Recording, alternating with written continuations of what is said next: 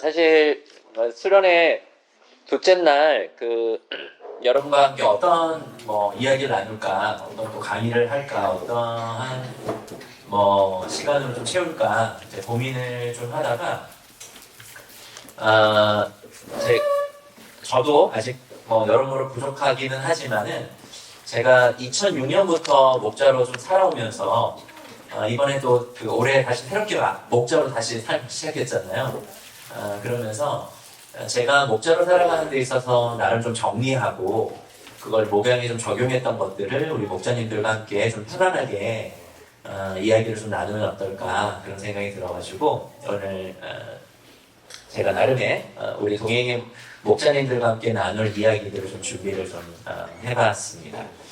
제가 이렇게 오늘 이렇게 좀 앉아도 괜찮을까요? 네, 제가 이렇게 PPT로 오래간만에 제가 이렇게 해보는 거라서 어색하기도 좀 하고 살짝 떨리기도 하는데 그냥 우리 동행 우리 식구들에게 나눈다 생각하고 편안하게 그렇게 하도록 하겠습니다.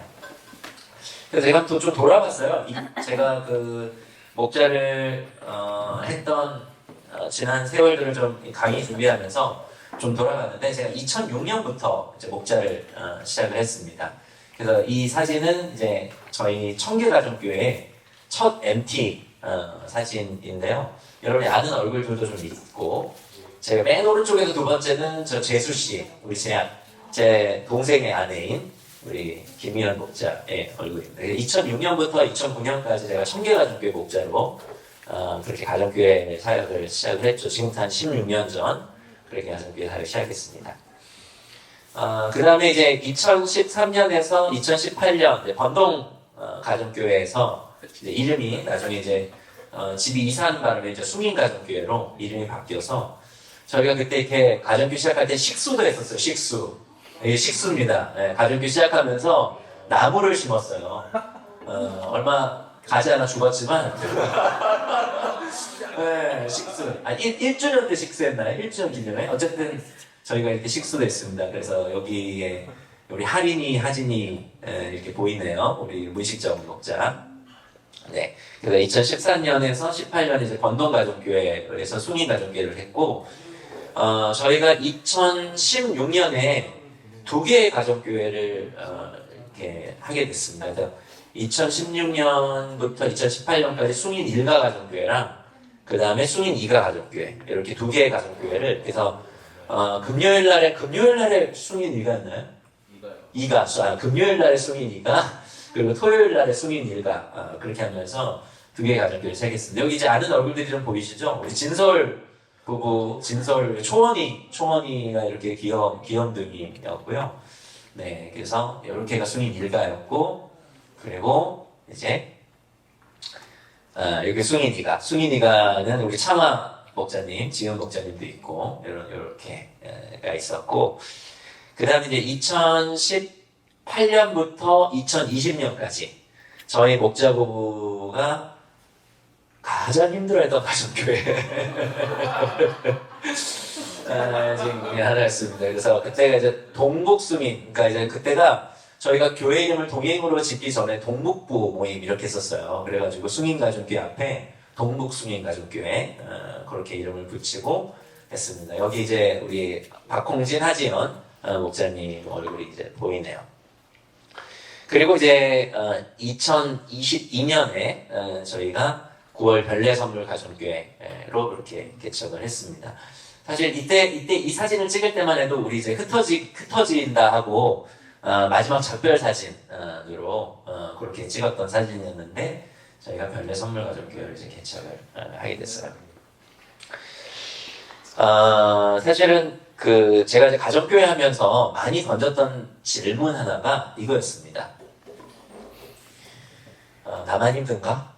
여러분 어떻게 생각하시는지 모르겠어요. 다른 가정교회들은 막 북적북적 막 잘 모이기도 하고 여러 가지 은혜들도 있는 것 같고 할 때 한참 이제 힘들고 어려울 때는 나만 왠지 힘든 것 같고 나만 목자는 뭔가 잘못하는 것 같고 그런 생각들이 많이 들었습니다.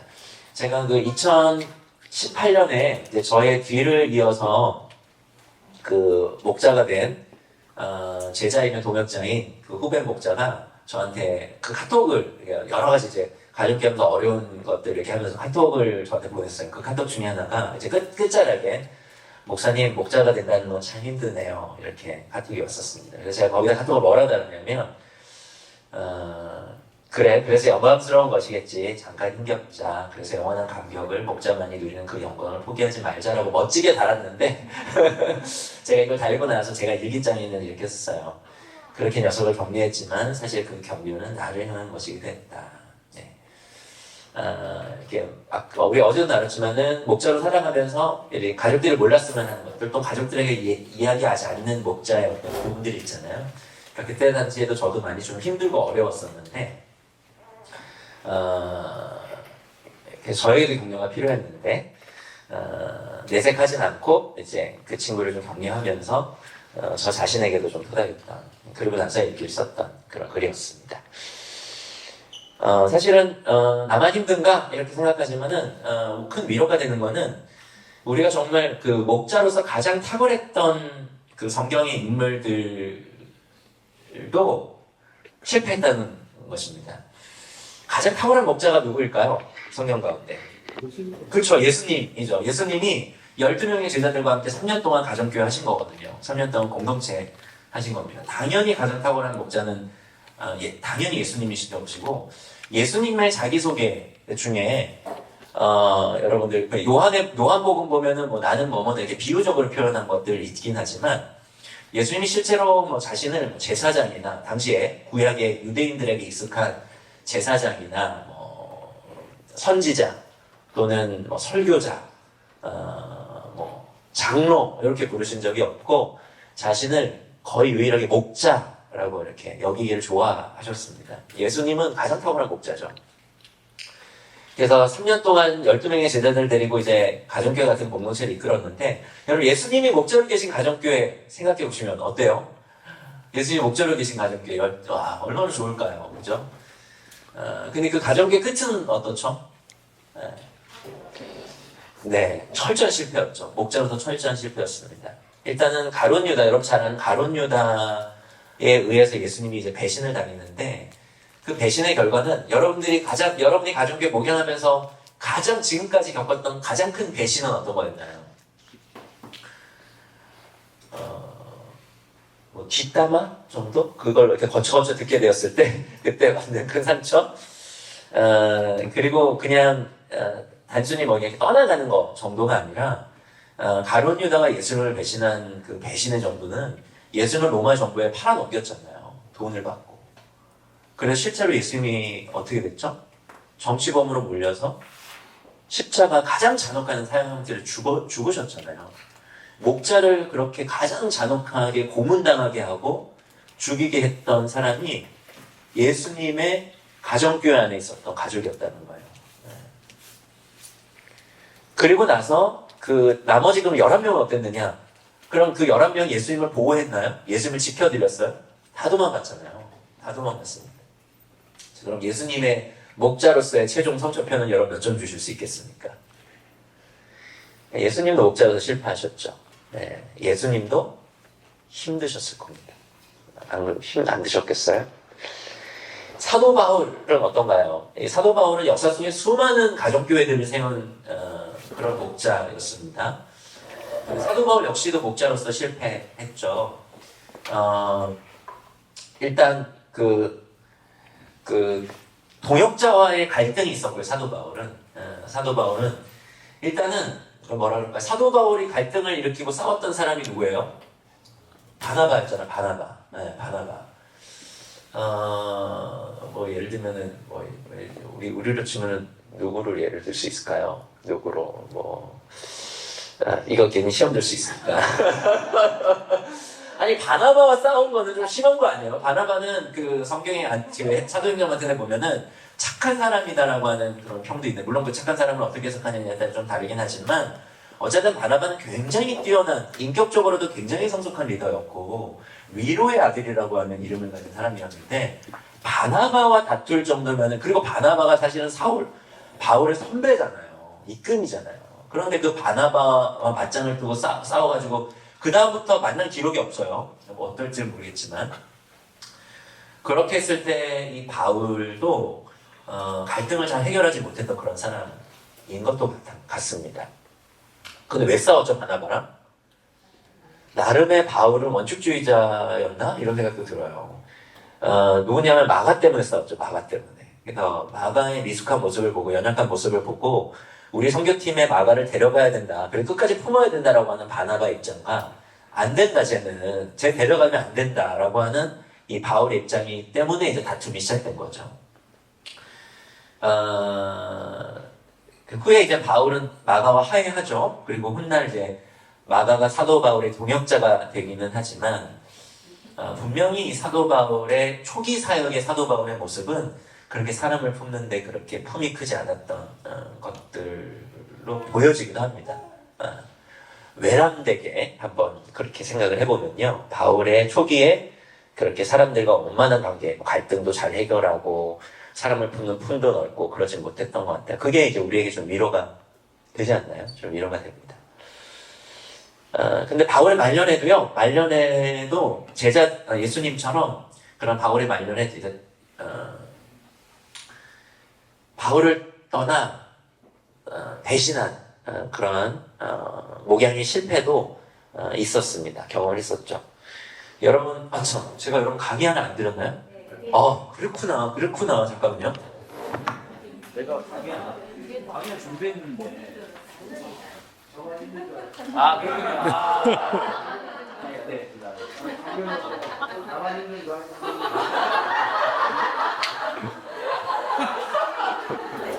나만 힘든가.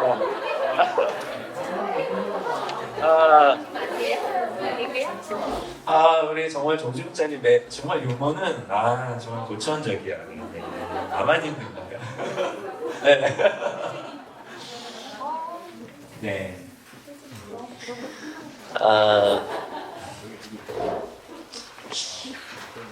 사도 바울의 실패가 사도 바울이 쓴 마지막 서신서에 잘 나타나 있죠. 제가 읽어보면 디모데서 1장 15절, 그대도 알다시피 아시아에 있는 사람이 모두 나를 버렸습니다. 그들 가운데는 부겔로와 허모게네가 들어있습니다.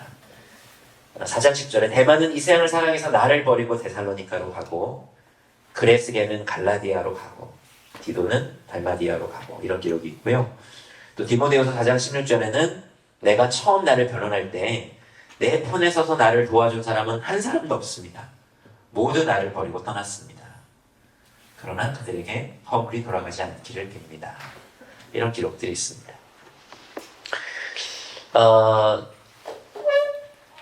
이분들의 이 실패가 저에게도 큰 위로가 되었어요. 사실은 저도 말할 수 없는 실패를 많이 겪었기 때문에 그렇습니다. 지금 가장 힘들었다고 그랬잖아요. 여러분, 이 사진 보면은 이분들이 사실 이 동북숭인 가족교회는 동해에 있는 가족교회입니다. 여러분, 우리 동해의 가족들이었어요. 여기에 가족교회에 남아있는 사람이 별로 없습니다. 사실. 그쵸? 많이 떠났어요. 네. 저희 가족교회가 참 큰 어려움들을 많이 겪었습니다. 저의 입장에서 아주 간략하게 이야기하면 오해될 수 있어요. 갈등을 겪었던 그분들의 입장에서는 좀 다르게 해석되는 부분이 있을 수 있습니다. 저의 입장에서 여러분들께 말씀드리면, 가정교회 안에서 연애가 시작됐어요.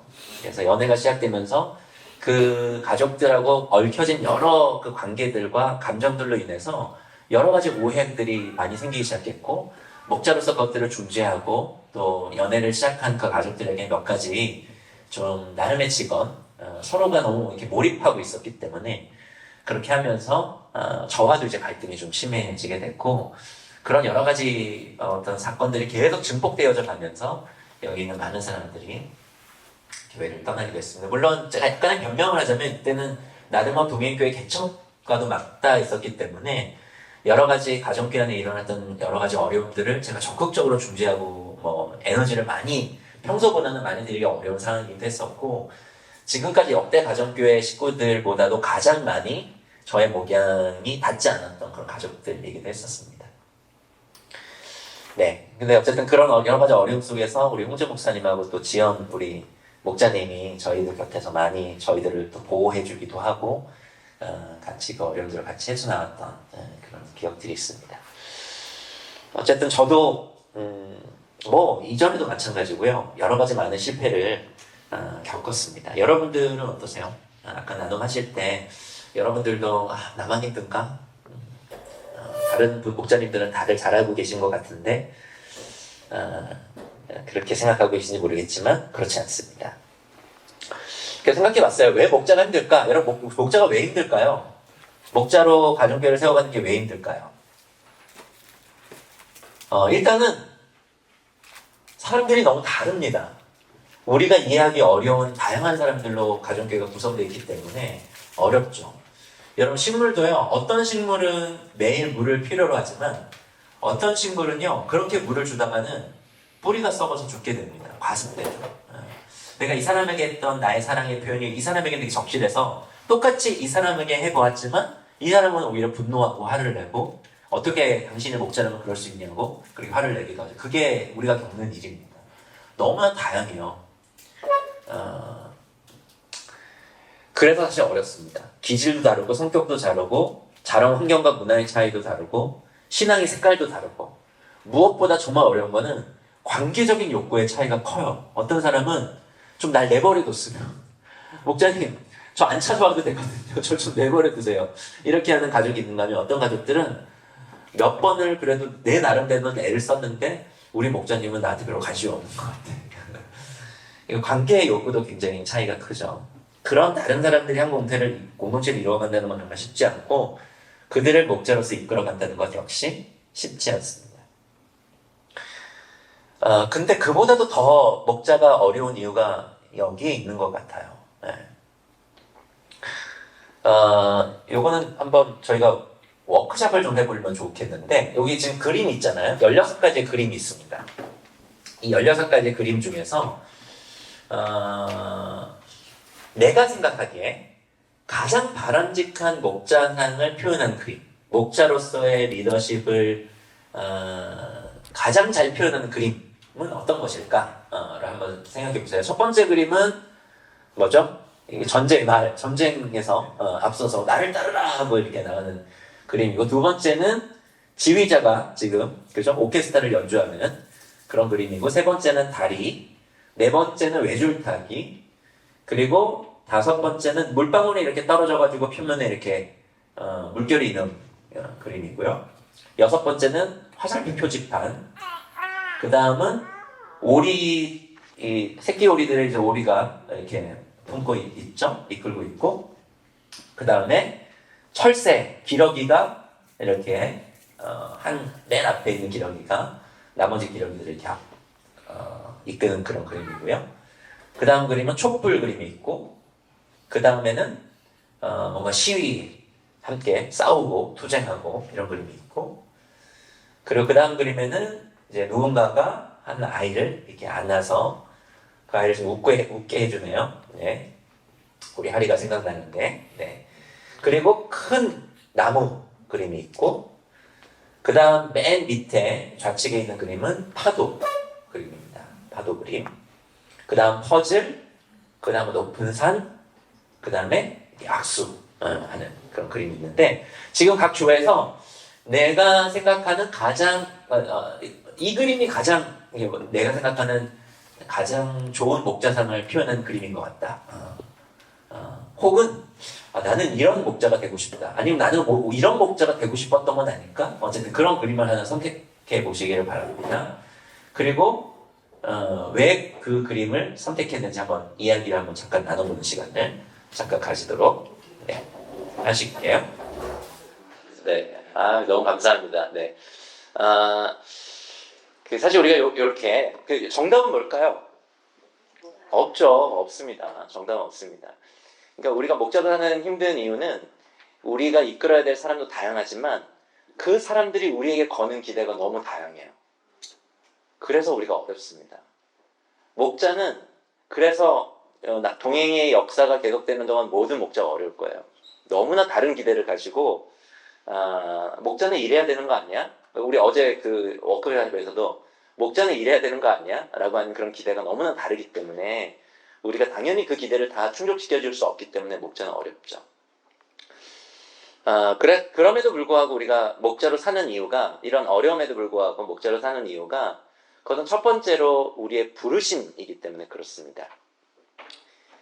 예수님께서 명령하신 명령이기도 한데요. 거기 한번 읽어볼까요? 요한복음 21장 15절 같이 한번 읽어볼까요? 읽겠습니다. 시작. 그들이 아침을 먹은 뒤에 예수께서 시몬 베드로에게 물으셨다. 요한의 아들 시몬아, 내가 이 사람들보다 나를 더 사랑하느냐? 베드로가 대답하였다. 주님 그렇습니다. 내가 주님을 사랑하는 줄을 주님께서 아십니다. 예수께서 그에게 말씀하셨다. 내 어린 양떼를 먹여라. 우리 사도행전 20장 28절도 읽어보죠. 읽겠습니다. 시작. 여러분은 자기 자신을 잘 살피고 양떼를 잘 보살피십시오. 성령이 여러분을 양떼 가운데 감독으로 세우셔서 하나님께서 자기 아들의 피로 사신 교회를 돌보게 하셨습니다. 그렇습니다. 이것이 사실 우리 주님의, 그러니까 예수님의 명령이고, 사도행전 이 말씀은 사도 바울이 에베소 장로들에게 부탁한 부탁이죠. 우리의 부르심이기 때문에 우리가 이 힘들어도 우리 목자의 삶을 이어가는 것이죠. 두 번째는 이것이 우리에게 보람과 기쁨을 주기 때문에 그렇습니다. 아까 우리 여기에 우리 권영희 목자님 모시면서 하태나 목자님, 구자님 목자님 기쁘실 거예요. 네, 정말로 보람과 기쁨을 느끼실 것 같고, 또 이상진, 이현주 목자님 보면서 우리 또 박종진, 이화경 두모 목자님 많이 기쁘실 텐데, 이 기쁨이 상당히 크죠. 우리 하리 보면은 되게 기쁘잖아요. 육아에 어떤 어려움도 있지만 그런 것처럼 그렇습니다. 저에게도 아까도 그런 여러 가지 어려움들이 많았지만 돌아보면 그 어려움보다 기쁨이 정말 큰 경우들이 많았습니다. 이 형제의 삶을 보면서도 또 더더욱 그런데요. 저희 청계가정교회, 제가 첫 번째로 했던 가정교회의 형제의 이야기가 한번 그 옛날에 선생님과 함께한 예배 때에 실리기도 했었는데, 그때 영상 한번 잠깐 보시도록 할게요.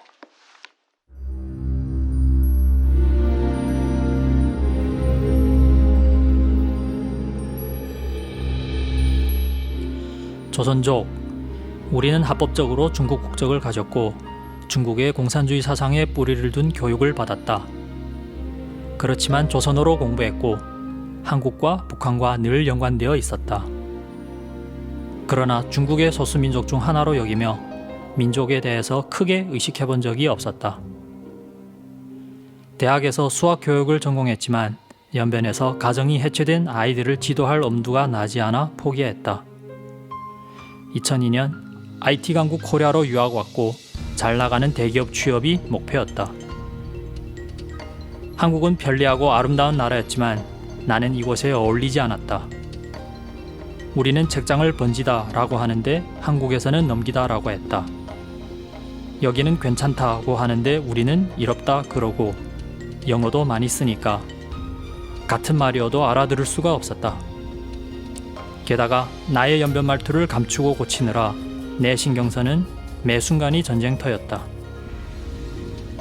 연구실 밖에서 일반 한국 청년들의 삶과 문화를 알고 싶어 찾아갔던 한중 청년 포럼에서 동갑내기 친구와 우연히 친해지게 되었다. 국제적인 고아가 된 것 같은 느낌에 사로잡혔던 내게 약간은 긴장을 풀고 만날 수 있는 친구가 생겼다. 그 친구와의 사귐 덕분에 한국 유학 생활이 안정을 찾을 때쯤 친구의 초대로 나들목에 처음 왔다.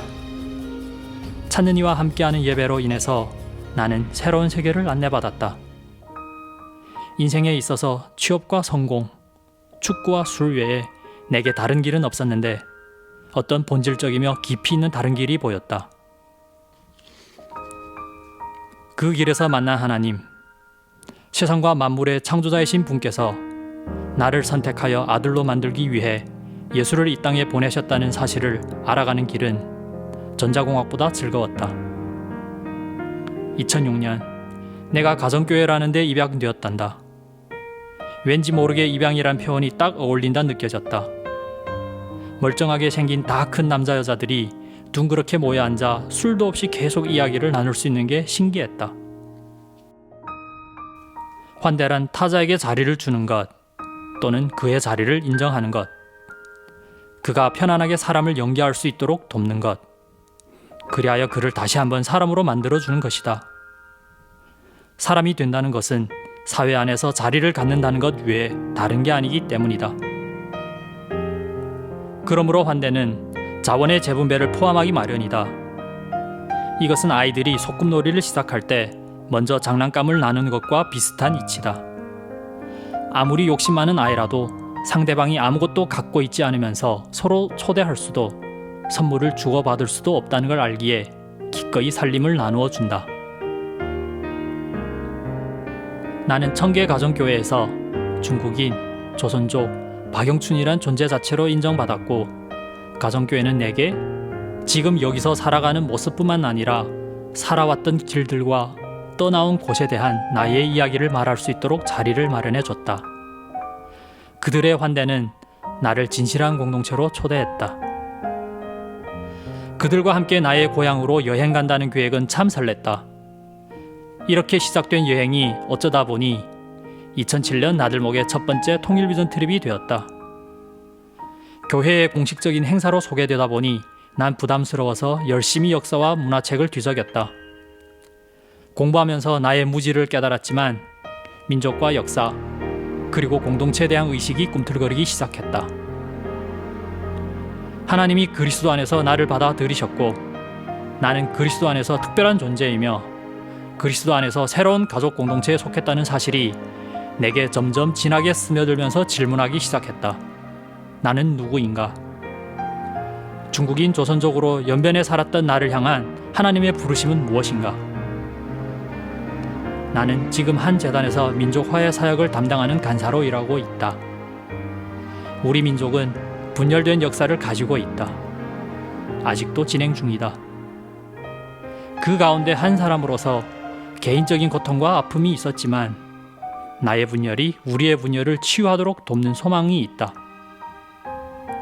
조선족의 삶으로 들어가 교제하며 다문화를 체험하고 북한에 대해 공부하고 통일을 준비하는 통일비전 트립을 올해도 간다.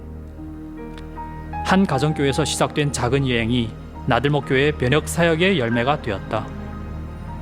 그리고 나는 그 사역을 담당하는 목자로 지금 여기 서 있다.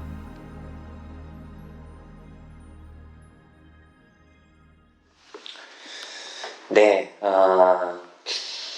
한 사람의 미력이라고 하는 것은 사실은 우리의 생각보다 큽니다. 가정교회 안에 그런 사람들을 세워가는 건 너무나 큰 보람이죠. 저희도 가정교회를 하면서 지난 16년 동안 이런 그 목자들을 세워갈 수가 있었습니다. 지금 아까 우리 청계가정교회에서 김미연 우리 목자, 그리고 박영춘 목자, 그리고 이제 수민 1, 2가에서 임미리 정석현 목자, 그 다음 이제 동행에 지금 함께 동역하고 있는 신정원 임문식 목자, 신정원 임문식 목자를 통해서 우리 김지은 이창호 목자가 또 분가했고요. 그리고 박홍진 우리 하지원 목자가 이렇게 세워졌죠. 이러한 보람과 기쁨이 사실 있기 때문에 우리가 목자를 합니다. 뿐만 아니라 마지막으로 우리가 힘듦에 불구하고 목자를 하는 것은 하나님 나라의 소망 때문이죠. 이 공동체적 교회를 통해서 사람을 변화시키는 이 하나님의 역사를 우리가 경험해가면서 하나님 나라를 계속해서 함께 소망해 가기 때문에 우리는 이 일들을 행하고 있습니다. 지금 아까 영춘 형제도 이야기했지만 이 가정교회를 통한 변화, 변혁의 연쇄 반응 또한 우리가 소박하지만 또 일어나는 것들을 또 보게 됩니다. 아까 얘기했던 것처럼 저희가 청계가정교회 이 시작된 통일비전 트립이 어떻게 시작됐냐면 영춘 형제랑 영춘 형제 고향에 내년에 한번 가보자 라고 하는 것으로 사실 시작이 되었어요. 그렇게 시작된 이 여행이, 그러니까 한빛누리 재단하고 나들목교회가 바로 북한에 그 재정을 보낼 수가 없었기 때문에 중국과 북한의 접경지대에 있는 조선족 교회들을 통해서 이 물건이나 사람이 거기서 왕래할 수 있기 때문에 저희가 그렇게 북한을 도왔었습니다. 그래서 영춘 형제의 고향을 방문했던 그 통일 비전 트립이, 그 여행이 그렇게 북한과 조선 중국의 접경지대에 있는 조선족 교회들을 방문하는 그런 여행으로 매년 발달되었었고, 그래서 저도 그 이후에 이제 가정교회랑 청년부 지체들을 데리고 연속해서 한 2, 3년간 계속 중국을 다니면서 이 비전 트립을 이끌었던 것들이 기억이 나요. 2018년에 순위니가에서는 그 박종환, 김재욱 우리 선교사님 계시는 터키에 저희 순위니가 가정교회 세 가정이 방문해서 함께 예배를 드리고, 또 선교사님 어떻게 보면 공동체가 너무나 필요했던 그 선교사님 가정에서 함께 생활하면서 위로도 드리고 그렇게 함께 여행했던 때도 있었습니다. 가정교회 목자로 사는 삶이 힘들긴 하지만 이렇게 힘든 이상의 기쁨과 보람이 있고 또 우리의 생명보다 사실 가치 있는 이 하나님 나라와 이 땅 삶을 우리에게 선물하기 때문에 우리는 오늘도 목자로 사는 거죠. 그래서 제가 생각해 봤어요. 가정교회 목자로 살아가면서 지난 16년 동안 내가 누군가가 목자를 시작한다면 그분들에게 해줄 수 있는 어떤 이야기가 있다면 어떤 이야기일까를 생각해 봤는데 요 5가지를 분별하면서 목양을 한다면 매해 거듭될수록 목자로 굉장히 잘 성숙해 갈 수도 있겠고 그리고 가능한 시행착오를 줄이는 목양을 해갈 수 있겠다 이런 생각이 들어서 오늘 짧게 요 5가지를 여러분들과 함께 좀 분별하는 분별력을 우리 함께 키우자 그런 생각을 좀 나누고자 합니다. 말씀드리지만 이 분별은 어렵습니다. 어렵기 때문에 처음부터 잘할 수는 없고 우리는 아마 죽을 때까지 이 분별을 해나갈 것입니다. 그러나 점차적으로 이 분별을 하고자 애를 써 나간다고 한다면 해를 거듭하면 거듭할수록 우리의 분별력은 더욱더 키워질 것이고 그래서 목양자로서의 우리의 역량과 내공은 더욱더 깊어질 것이라고 확신합니다. 첫 번째 여러분들과 함께 나누고 싶은 첫 번째 분별은 이것입니다. 목자로 사랑해야죠. 그런데 가끔 이 사랑을 다른 것으로 착각하여서 행할 때가 있습니다. 그게 뭐냐면 집착이죠. 집착입니다. 예수님께서 부활하신 후에 자신을 3번이나 부인했던 베드로를 다시 만나셔서 그를 회복하시면서 베드로에게 뭐라고 질문하셨냐면 베드로야 이제 내가 준 가르침을 이제 이해하겠니? 라고 질문하지 않으셨습니다. 베드로야 이제는 내가 너에게 명령한 것들 이제는 너가 잘 지킬 수 있겠지? 신실하게 잘 지킬 수 있겠지? 잘 지켰니? 라고 하지 않으셨습니다. 뭐라고 하셨죠? 베드로야 내가 나를 사랑하느냐? 라고 물으셨습니다. 예수님은 제자들을 사랑으로 양육하셨어요. 그래서 물론 그분은 하나님 나라의 복음으로 그들을 가르치셨지만 예수님은 인간이라고 하는 존재는 단순히 지식으로만 변화될 수는 없는 존재라는 것을 아셨고 사랑으로만 회복되고 치유되고 변화될 수 있는 존재라는 걸 아셨기 때문에 예수님은 제자들을 사랑하셨습니다. 그리고 제자들의 변화와 성숙은 예수님께서 주신 그 가르침과 지식과 더불어서 십자가에서 보여주신 사랑 때문이었죠. 인간을 성숙하게 하는 어떻게 보면 유일한 힘이 바로 이 사랑입니다. 여러분들이 목자로서 하셔야 되는 건 사랑이죠. 사랑입니다. 예전에 그 울지마 톤즈라고 하는 영화 여러분 아시죠? 그 아프리카의 수단의 남부 지역 톤즈라고 하는 전쟁으로 내전으로 폐허가 된 그 지역을 보고 하나님의 사람이 긍휼의 마음을 가지고 의사로서의 꽃길을 버리고 그 길로 갑니다. 그게 누구냐면은 이태석 신부님이잖아요. 고 이태석 신부님. 근데 그 이태석 신부님의 제자들의 인터뷰에 제가 굉장히 인상적이었던 게 뭐냐면 그 제자들이 이태석 신부님에 대한 이야기를 하면서 그들이 저는 이태석 신부님에게 도움을 받았습니다. 이렇게 얘기하지 않았습니다. 많은 도움을 주셨거든요. 그들을 의사로서 직접 치유하기도 하고 물품을 주기도 하고 성경을 가르치기도 하고 많은 것들을 했는데 그 사람들이 저는 이태석 신부님에게 도움을 받았습니다라고 얘기하지 않았고요. 저는 이태석 신부님에게 사랑을 받았습니다. 이렇게 얘기했습니다. 저는 훗날 여러분의 가정교회 식구들이 저는 목자님으로부터 사랑을 받았습니다. 이렇게 이야기하는 그런 고백을 들을 수 있기를 바랍니다. 대부분의 부모들은 자녀들을 사랑하잖아요. 그런데 그들의 자녀를 향한 대부분의 행위들은 그렇기 때문에 사랑하기 때문이라고 하는 각주가 붙습니다. 내가 너 사랑해서 그런 거야 라고 얘기하지만 적지 않은 부모님들이 시행착오를 겪는 것은 자신의 욕망 가득한 집착을 자녀를 향한 사랑이라고 포장하고는 자녀를 때때로 불행하게 만들기도 한다는 게 현실입니다. 저희 목자들도 그렇지 않은가 싶어요. 네. 제가 옛날에 2012년 일기에서 이렇게 쓴 적이 있습니다. 고등학생 시절 동생은 내게 수학을 배웠다. 동생의 성적표를 검사하며 상과 벌을 주는 사람은 부모님이 아니라 바로 나였다. 그것이 동생을 사랑하는 나의 최선이었다. 어린 나의 최선이었다. 제가 언제 얘기했나요? 제가 공부를 좀 잘했어요. 그래가지고 제 동생도 공부를 잘하게 만들려고 제가 늘 성적표를 검사했고, 성적표에 그 성적이 좋지 않으면 제가 동생에게 벌을 줬습니다. 근데 마루에서 제 동생을 벌을 주다가 제 어머니가 이렇게 나오면요, 쓱 다시 들어가셨어요. 아, 지일이가 지금 훈육하고 있구나 지금.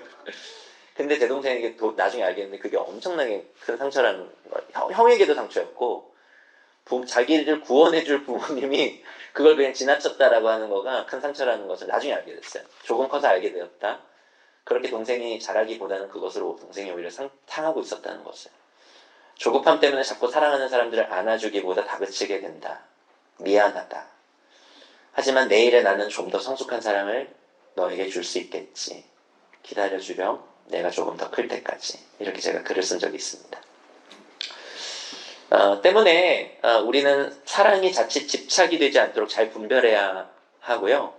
이 가정교회 식구들을 사랑한다는 명목으로 하는 나의 행위가 혹 나의 어떤 필요, 나의 어떤 욕망, 내가 갖고 있는 어떤 리더로서 나는 이러한 리더가 되길 원해 라고 하는 어떤 욕망과 집착 때문에 변질되어져 가고 있는 건 아닌지 그렇게 한번 질문을 던져볼 필요가 있습니다. 그러니까 우리의 목표는 우리가 이끄는, 우리가 사랑하는 그 가족들을 사랑함으로 인하여 그들을 성숙하게 하고 그들이 궁극적으로 예수님을 닮아가게 하는 것이 목표이지, 때때로 우리의 욕구를 그들에게 뭔가를 투영해가지고 그 욕구를 채우는 것이 아니라는 것을 늘 우리가 염두에 둘 필요가 있습니다. 내가 지금 자존심 상해가지고 이러는 건가? 내 자아가 상처받았기 때문에 이러는 거 아닌가? 내가 사랑하기 때문에 정말 이러는 건가? 그런 질문을 던질 필요가 있죠. 어쨌든 그래서 사랑과 집착을 구별해야 되는데, 거기에 대해서 우리가 이걸 구별하는 분별 질문은 저는 이런 질문이 아닌가 생각해요. 내가 사랑하는 어떤 행위들을 할 때 그것을 돌아볼 때 이것이 나의 필요와 나의 욕망과 연결되기 때문에 그런 건 아닌가? 이렇게 질문을 한번 던질 필요가 있지 않을까 싶습니다. 두 번째 제가 여러분과 좀 분별하고 싶은 것은 이것입니다. 리더십과 조종이에요. 리더십과 조종입니다. 리더십에 대한 사실 정의는 정말 많아요. 근데 그 중에서 제가 좋아하는, 제가 상당히 동의하는 정의 3가지만 여러분과 함께 좀 공유하면, 존 스투더 이렇게 얘기했습니다. 리더십은 다른 사람들보다 앞서가고 길을 보여주며 자기를 따르라고 고무시키는 것이다. 이렇게 얘기했고요. 그 다음 오스왈드 샌더스는 리더십이란 영향력, 즉 한 사람이 다른 사람들에게 영향을 미치는 능력이다. 아마 이런 생각을 가지신 분들 가운데서는 아까 그림 중에 이렇게 물결, 어떤 자연스럽게 사람들에게 뭔가 파장을 일으키는 그런 그림을 택하는 분들도 계실지 모르겠어요. 어쨌든 리더십은 영향력이라고 하는 라는 것입니다. 리더십 다이아몬드라는 책을 예전에 봤었는데, 거기서는 저자가 이렇게 얘기해요. 리더십은 다른 사람들을 움직여서 혹은 동기를 부여해서, 능력을 부여해서 공유하는 하나의 비전, 방향, 목표를 향해 함께 나아가는 것이다. 이렇게 정의했습니다. 목자는 좋은 리더가 되어야 하죠. 그래서 건강하고 좋은 리더십을 때문에 우리는 배우고 발휘해야 합니다. 실제로 이 고대 팔레스타인 지역의 목자들은 양의 인도자들이었는데요. 왜냐하면 양은 절대로 혼자서 다니지 못하는 동물이기 때문에 그렇습니다. 양은요, 눈이 정말 안 좋다고 해요, 양은. 그래서 가까운 데밖에 보질 못하고 멀리를 보질 못합니다. 뿐만 아니라 방향 감각도 전혀 없어가지고 개는 어느 정도 떨어져도 주인을 찾아오거나 무리로 돌아오는데 양은 절대로 그럴 수 없다라고 합니다. 그래서 목자가 없어서는 양은 길을 잃고 마는 동물이라는 거예요. 양들에게 반드시 목자가 필요한 것처럼 영적 세계에서 우리 가정교회 영적으로 어린 그런 지체들은 목자가 반드시 필요합니다. 근데 문제는 이거예요. 문제는 모든 목자가 좋은 리더십을 발휘하는 좋은 목자는 아니라는 것입니다. 때로는 조종을 통해서 사람들을 상하게 하는 리더십을 발휘하는 목자도 있다는 거죠. 예수님께서도 그래서 요한복음 10장 10절에서 16절에 이렇게 얘기했는데 한번 읽어볼까요? 여러분들이 한번 읽어주시겠어요? 요한복음 10장 10절에서 16절. 제가 한 절 여러분이 한번 번갈아 읽어보죠. 제가 먼저 읽겠습니다. 도둑은 다만 훔치고 죽이고 파괴하려고 오는 것뿐이다. 나는 양들이 생명을 얻고 또 더 넘치게 얻게 하려고 왔다.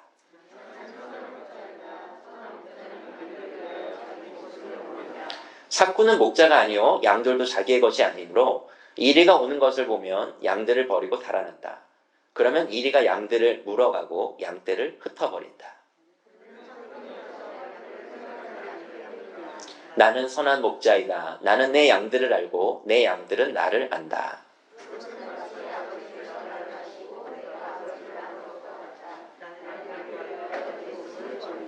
함께 읽겠습니다. 나에게는 이 우리에 속하지 않은 다른 양들이 있다. 나는 그 양들도 이끌어 와야 한다. 그들도 내 목소리를 들을 것이며 한 목자 아래에서 한 무리 양떼가 될 것이다. 여러분 만약에 리더십이 영향력이라고 한다면 그루밍이나 가스라이팅의 차이는 어떻게 차이가 나는 걸까요? 교회 안에서 그루밍이나 가스라이팅이 실제로 일어나거든요. 권위자들을 통해서 목사, 목자, 사역자 이런 사람들을 통해서 이러한 사람들을 심리적으로 조정해서 이끄는 일들이 일어납니다. 이건 다소 극단적인 얘기는 하지만 우리가 건강한 리더십으로 사람들을 이끌어가고 있는지 아니면 내가 사람들을 조종해서 몰아붙이고 있는지 우리는 리더로서 늘 분별해야 하는 것 같아요. 저는 이렇게 목자로 살아가면서 또 리더로 살아가면서 리더십은 지식과 기술이 아니라 인격과 존재의 문제라는 것을 계속 확인합니다. 우리 성경에서도 그것을 이야기하는데요. 고린도전서 11장 1절만 제가 한번 읽어볼게요. 내가 그리스도를 본받는 사람인 것과 같이 여러분은 나를 본받는 사람이 되십시오. 이렇게 얘기합니다. 그래서 본으로, 모범으로, 자기의 인격으로, 자기의 삶으로, 자기의 존재로 이끄는 선한 목자의 리더십을 내가 발휘하고 있는지 아니면 사람들을 심리적으로 두려움과 어떤 부정적인 어떤 감정으로 통제해서 그들을 조종하고 있는지 우리가 늘 경계해야 되는 부분입니다. 때문에 우리가 목자로서 분별해야 하는 그 두 번째 분별이 리더십과 조정인데 이를 위한 분별의 질문은 저는 이렇게 질문을 종종 던져요. 나를 따르는 사람이 나를 따르고 있는 나의 가정교회 식구들이 그들이 즐거이 따르며 건강하게 성장하고 성숙하고 있는가? 그렇게 한번 질문을 던져봅니다. 그들이 즐거이 따르고 그렇게 따라가면서 건강하게 성장하고 성숙하고 있다라고 한다면 나는 건강한 리더십을 발휘하고 있는 것이고 뭔가 그들이 억지로 뭔가 두렵기 때문에 어떤 부정적인 감정 때문에 그렇게 억지로 나의 말에 복종하고 있다라고 한다면 내가 혹시 잘못된 조종을 통하여 그들을 이끌고 있는 건 아닌가? 그런 생각을 또 하게 됩니다. 그 두 가지 리더십과 조정도 우리가 두 번째로 분별해야 될 내용이라고 생각하고요. 세 번째는 이것입니다. 세 번째는 진단과 판단이에요. 이 팔레스타인 지역 목자들이 정말 했던 중요한 일들 중에 하나가 자신이 맡은 양떼들의 필요를 살피는 거였습니다. 이 팔레스타인 목자들이 했던 중요한 과업 중에 하나는 양들이 너무 살이 찌지 않도록 하는 것이었다고 해요. 왜 그럴까요? 양들이 살찌면 무슨 문제가 생길까요? 안 움직여요. 안 움직이기도 하고 양들이 이렇게 약간 우묵하고 이런 곳에 이렇게 들어가가지고 거기에서 이렇게 머물고 약간의 좀 편안하게 앉아있고 이런 걸 좋아한대요. 근데 이제 글로 가다가 살이 찐 양들 같은 경우는 넘어지는데 양들이 뒤집히면요 스스로 몸을 못 돌린대요. 뒤집히면 누군가가 원래대로 해줘야 된대요. 근데 스스로 몸을 누군가가 못 돌려가지고 발을 이렇게 천장에 이렇게 하늘로 들고 버둥버둥 되면 어떤 일이 일어나면은 양의 위에 점점 가스가 차기 시작하고 그렇게 가스가 차다가 결국에는 점점 질식이 되고 혈액순환이 되지 않아서 양이 죽게 된다고 합니다. 뿐만 아니라 양털을 정기적으로 깎아주는 것도 필요한데 왜냐하면 양털을 정기적으로 깎아주지 않으면 양털이 너무 길어져가지고 무거울 뿐만 아니라 거기에 이제 오물, 똥도 묻고요. 가시나무에 어떤 돋친 풀이나 열매들이 이렇게 털에 엉겨 붙어가지고 더 뒤집힐 위험이 많기 때문에 팔레스타인 목자들은 양의 어떤 체중, 양털, 그다음 거기에 뭐 진드기가 털 가운데 끼진 않았는지 늘 이렇게 살핀다고 합니다. 우리가 가정교회를 목양하면서 우리 가족들의 필요들을 잘 살필 필요가 있습니다. 잘 살필 필요가 있어요. 그랬을 때 이 지체들이 뭔가 문제가 있지는 않은지 잘 진단하는 게 필요합니다. 근데 이것을 어떤 분들은 이렇게 얘기해요. 아니 성경에 아무것도 판단하지 말라고 이야기하고 있지 않냐. 사람들에 대해서 그러니까 우리 가족들도 우리 목자님들이 무언가를 이렇게 지시하거나 너 이런 거 필요한 거 아니야? 너 예배가 요즘에 많이 흐트러진 것 같은데 이렇게 하면 목자님이 나를 판단한다고 이렇게 분노하면서 이런 성경 구절을 들이미는 경우들이 있습니다. 근데 우리가 오해해서는 안 되는 것이 목자로서 우리는 꼭 진단을 해야 합니다. 가정교회 가족들이 때때로 그렇게 역반응을 보인다 할지라도 그렇다고 해서 내가 아무것도 가족들 안 하고 그냥 내버려 두는 거는 양들을 그냥 뒤집히도록 놔두는 것입니다. 진단해야 되죠. 요즘에 가정교회 출석률이 좀 떨어지고 있다고 한다면 혹시 무슨 문제가 있는 건 아닌지, 영적으로 어떤 어려움이 있는 건 아닌지, 나에 대해서 불편함이 있는 건 아닌지, 그로 인해서 공동체에 대한 회의감을 갖고 있는 건 아닌지 우리는 진단해야 됩니다. 그리고 우리 자신의 부족함이 있는지 또 직면해야 되겠죠. 성경이 이 말씀을 통해서 우리 가운데 경계하는 것은 진단이 아니라 최종적인 판단입니다. 그 사람은 이런 사람이야. 이 사람은 변하지 않아. 이 사람은 이기주의자야. 늘 자기만 알지. 이런 어떤 규정을 통해서 우리로 하여금 최종적인 심판자가 되지 않도록 성경이 우리를 경계하는 것이지, 리더로서 우리가 사람들을 진단하는 것은 목자로서 리더로서 꼭 해야 되는 일이고, 사실 사도 바울이 성경을 썼던, 편지를 썼던 이유 중에 하나가 다 교회의 문제 때문이죠. 그 교회에 대한 진단 때문입니다. 이 교회는 이런 게 필요하다. 그래서 리더로서 그 역할들을 하는 거죠. 그래서 여러분들이 진단을 잘 하셔야 됩니다.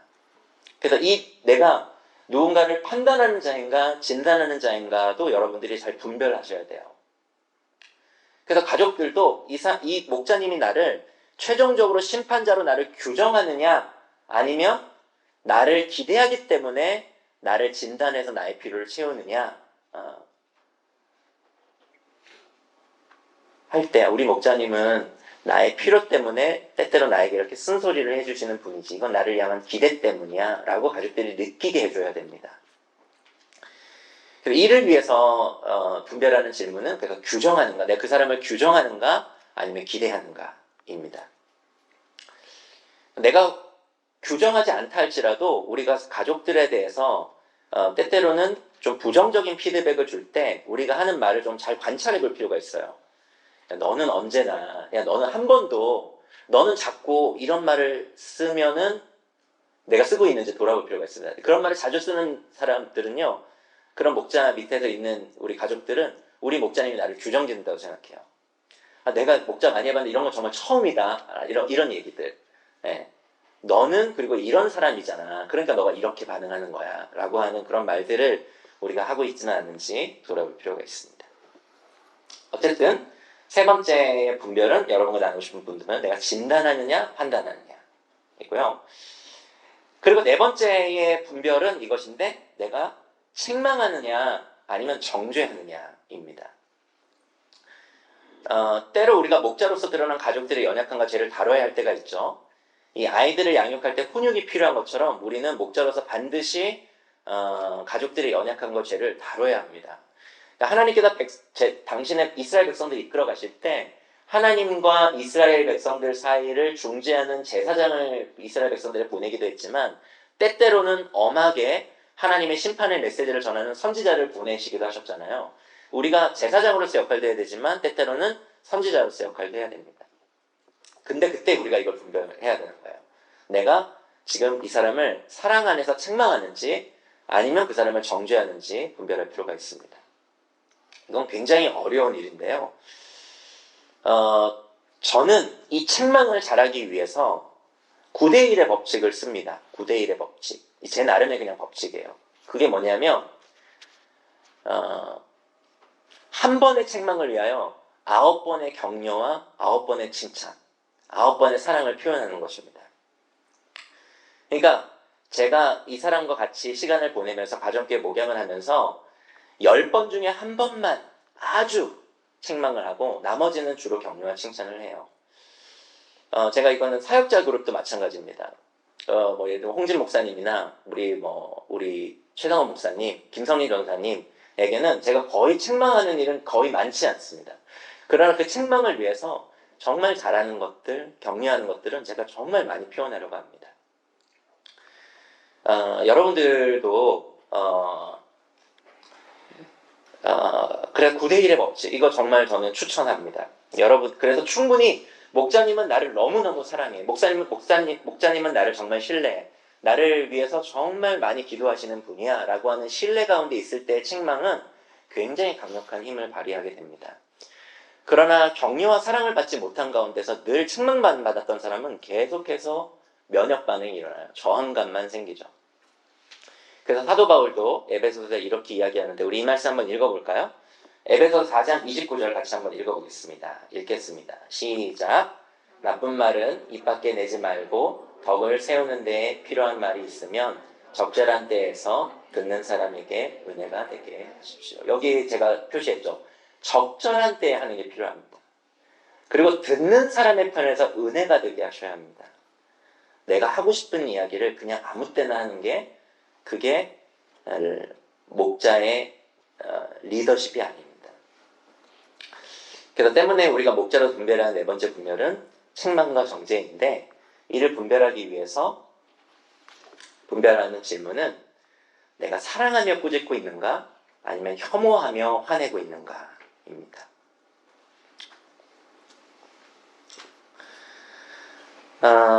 네, 그리고 마지막으로 여러분과 함께 나누고 싶은 분별은 공감과 동의입니다. 제가 이제 목사로 살다 보면 또 목자로 살다 보면 상담의 기회를 많이 마주하게 되는데 특히 심각한 갈등을 중재하는 경우가 있기도 하고 또 가족들 안에 있는 분노나 우울이나 여러 내면적인 상처에 대해서 상담하기도 합니다. 이럴 때 우리가 반복적으로 하는 실수가 그들에게 해결책을 제시하거나 섣부르게 답을 주려고 한다는 데 있죠. 저도 이 실수를 참 많이 하는데요. 우리가 이렇게 하는 이유는 은연중에 우리가 교회 안에 깊이 뿌리내린 플라톤주의 영향이기도 합니다. 그러니까 감정과 정서보다 지적인 영역이 우월하다고 중요하다고 여기는 여러 가르침들을 우리가 받아왔기 때문에 우리가 그 영향 속에서 사람들에게 어떤 해결책, 답을 이렇게 빠르게 주려고 하는 그 사람의 어떤 정서나 감정에 머무르기보다도 그 사람이 오히려 그 정서와 감정을 빠르게 벗어날 수 있도록 그렇게 하는데 우리는 익숙합니다. 근데 여러분이 죽음으로 가족을 잃은 장례 때 여러분 가정교회 장례가 생겼어요. 갑자기 사고로 우리 가족 중에 한 명이 목숨을 잃었거나 아니면 부모님이 목숨을 잃어 같이 교회 생활했던 한 지체가 생명을 잃고 우리가 장례를 치릅니다. 그때 울고 있는 사람에게 여러분 아니 왜 웁니까? 당신은 하나님 나라에 대한 믿음이 없습니까? 그 사람이 우리보다 더 좋은 데 갔다는 걸 왜 믿지 못합니까? 라고 울고 있는 그 사람을 책망하는 사람은 아무도 없죠. 네. 인간에게 정서는 공감은 무척이나 중요하고 인간의 깊은 상처를 치유하기 위해서 공감은 정말로 필요합니다. 근데 여러분들이 정말 공감을 잘 해주셔야 돼요. 이 정서가 얼마나 중요하냐면요. 여러분 월드비전이라고 하는 단체 아십니까? 우리 동행 가족 가운데도 월드비전이라는 단체를 다니는 지금 거기서 일하고 있는 지체도 있는데 이 월드비전이라고 하는 이 단체는 이 피어스라고 하는 분이 1950년에 만든 그런 단체입니다. 우리나라랑도 인연이 깊은데 이 한국 전쟁에서 고아가 된 이 아이들을 돕는 일을 시작으로 이 바피어스가 이 월드비전이라고 하는 놀라운 기적적인 일들을 계속 일으키고 있는 전 세계적인 기구를 만들게 되죠. 오늘날 이 월드비전은 전 세계 100여 개국이 넘는 나라에서 5천만 명이 넘는 사람들을 돕고 있다고 해요. 이 그래 바피어스는 우리 한국 기독교의 설교에도 많이 등장하는 인물이기도 하고요. 엄청나게 많은 사람들을 구제하고 살린 그런 하나님의 사람이기도 합니다. 근데 이 바피어스가요, 딸의 호소에, 자신의 딸의 호소에 전혀 공감하지 못하는 워커홀릭이라고 했던 것들도 아시는지 모르겠어요. 실제로 그 아내 로레인이요, 이런 얘기를 했는데, 남편이 돕고 있는 이들이 겪는 것과는 다른 종류의 빈곤을 뼈저리게 가정 안에서 자기들은 체험했었다, 이런 얘기를 합니다. 그러니까 남편이 지금 이런 가난한 사람들, 궁핍한 사람들을 도우며 다녔잖아요. 근데 그 남편이 만나고 있는 그런 궁핍감 가운데 있는 그 궁핍을 우리 가족들은 가정 안에서 겪어야 했다, 이런 얘기를 한 거예요. 언제는 딸이 자살 기도하기 전에 이 바피어스의 딸이 해외 출장 중이던 아빠에게 전화를 겁니다. 집으로 좀 돌아와 달라고 그렇게 간청해요. 그때 딸이 이렇게 말했어요. 그 순간 아빠가 두 팔로 나를 감싸주시는 것을 느끼고 싶었어요. 그렇게 이야기하면서 딸이 아빠 보고 돌아와 달라고 이야기합니다. 근데 그때 바피어스가 어떤 결정을 해냐면 그 딸의 그 호소에 공감하지 못해요.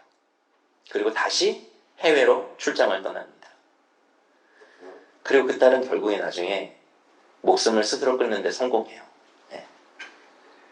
그리고 바피어스는 훗날에 그 월드비전 이사진과도 계속 갈등을 겪게 되고 1967년에 이 월드비전 이사회가 바피어스를 강제로 면직시킵니다.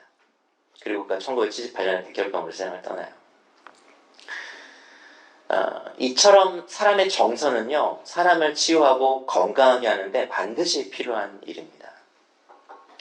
그래서 우리는 목자로서 사람들을 충분히 공감해야 하죠.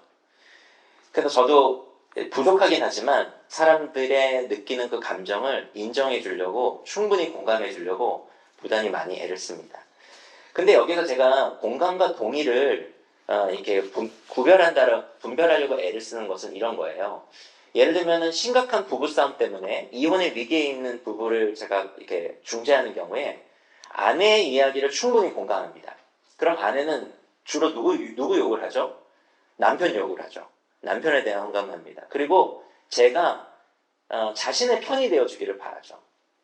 그런데 제가 그 사람의 충분한 편이 되어서 그 사람의 그 감정을 충분히 인정하고 수용해 주면서 자칫 그가 남편에 대해서 갖고 있었던 오해나 잘못된 생각까지도 인정하고 있다고 여기지 않도록, 그의 이야기에 전적으로 동의하고 있다고 생각하지 않도록 저는 공감과 동의를 구별을 합니다.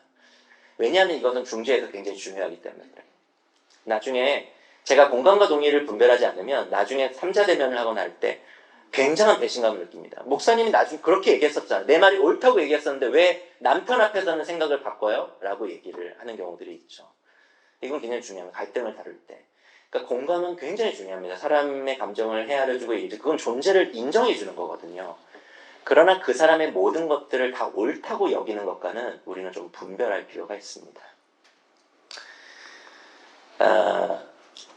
제 강의가 충분치는 않았겠지만 저는 오늘 우리 사랑하는 우리 동행의 목자님들과 함께 이 5가지를 우리가 좀 잘 분별하는 목자가 되었으면 하는 마음에서 오늘 부족하지만 이 강의를 좀 준비해봤어요. 여러분 생각해 보세요. 나의 리더가, 나의 목자가 사랑하는 리더고, 좋은 건강한 리더십을 발휘하는 리더고, 나에 대해서 잘 진단해주는 리더고, 나를 때때로 필요할 때 잘 책망해주는 리더고, 나를 공감해주는 리더가 나의 목자라고 한다면 우리가 얼마나 건강하게 잘 성장해 갈 수 있겠습니까? 근데 반대로 나를 이끄는 목자가 집착 때문에, 어떤 집착으로 나를 이끌고 나를 조종하려고 하고, 그리고 나를 최종적으로 규정하고 판단하고, 그리고 나를 정죄하고, 그리고 내가 잘못된 생각을 가졌음에도 불구하고 거기에 대해서 동의해주는, 분별력 없이 무조건 그냥 내 편을 들고 내 말에 대해서 옳다고 얘기하는 그런 사람이 우리의 목자라고 한다면 우리는 어떤 사람이 될까요? 아까도 말씀드렸던 것처럼 이것은 사실은 쉬운 일은 아니지만, 그러나 우리가 목자로 살아가면서 또 우리가 그리스도를 그렇게 닮아가면서 우리가 성숙해 가면 갈수록 이 분별력은 더욱더 함양될 것이라 생각합니다. 그러나 이 일을 우리가 지금부터 계속 이렇게 차근차근 해나갔으면 좋겠어요. 이 5가지의 분별들을 통해서 우리가 가능한 시행착오를 죽이고 성숙한 목자로 그렇게 잘 성숙해 갔으면 좋겠습니다. 이 시간 우리 마지막으로 우리 한번 다 일어나셔가지고요. 원을 좀 만드시고 우리 양옆에 있는 분들하고 함께 좀 손을 잡고 한번 같이 기도하고 오늘 우리 예정된 시간보다 조금 많이 지나서 같이 기도하고 짧게 광고하고 목자들에 마치도록 하겠습니다.